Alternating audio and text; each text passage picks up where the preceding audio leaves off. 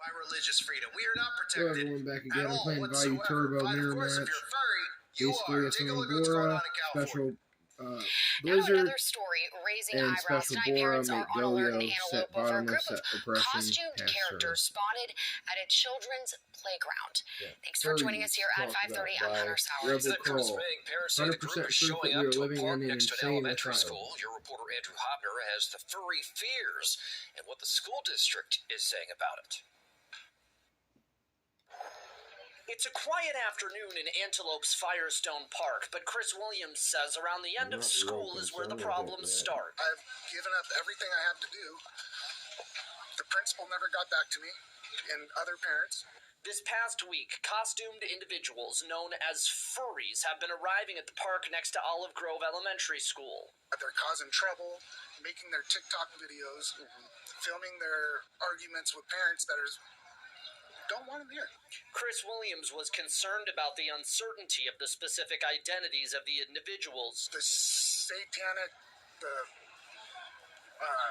pentagrams, the fact that we don't know who they are. A concern further amplified when he was shown a suggestive TikTok of one of the costumed personas. One of the kids said, "Oh, furries are here. This is their TikTok." Another parent who wished to not be on camera expressed worry over the individuals arriving during a time of day when the most young children were out at the park.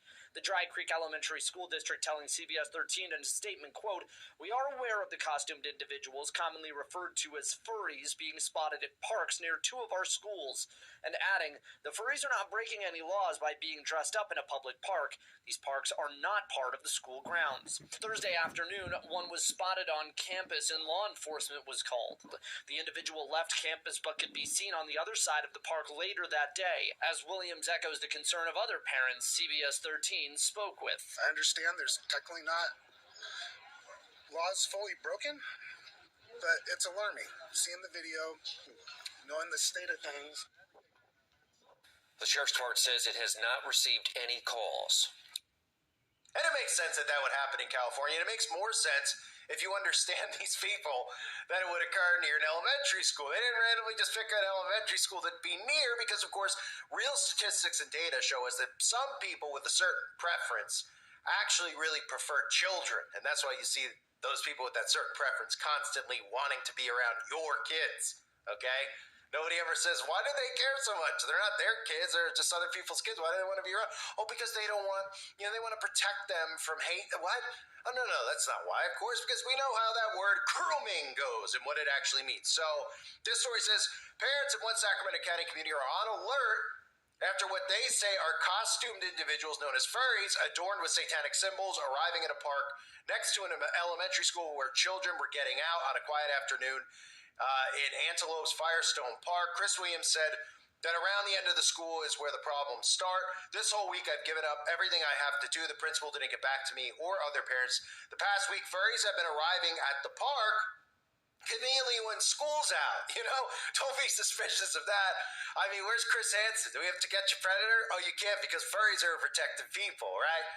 You can't say anything because it's hateful for you to say something and to be suspicious of what we're assuming are grown-ups who are dressing up as furries, okay, as like wolves and whatever else these things are, and they're sitting outside of a school. You don't think that's called targeting? No?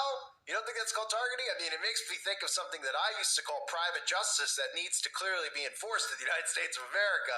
Because if, the police and nobody else, and we know they're not going to do anything because this whole thing has been set up to be destroyed, right? And we all know the Fraternal Order of Police aren't going to do anything to help civilians. In fact, all the government's going to do is enhance the problem. And tell you that this is normal, and people like me or you should be silenced for saying, hey, we should probably look out for our kids, especially if grown-ups dressing up as Bugs Bunny are outside the school, and in their spare time, they like to do lap dances to each other while they're dressed up as Porky Pig. I mean, maybe common sense would say, yeah, you know what? We have some white padded rooms. Maybe it's time that we use them. But we don't use common sense anymore. Not in a communist society. Of course, the white padded rooms are for all the sane people who are deemed hateful, who are deemed a threat to democracy, etc., right? So goes on to say, these people are causing trouble. They're making TikTok videos, as you heard him say earlier. They have satanic pentagrams. And the fact that we don't know who they are. That is a concern, right? Maybe they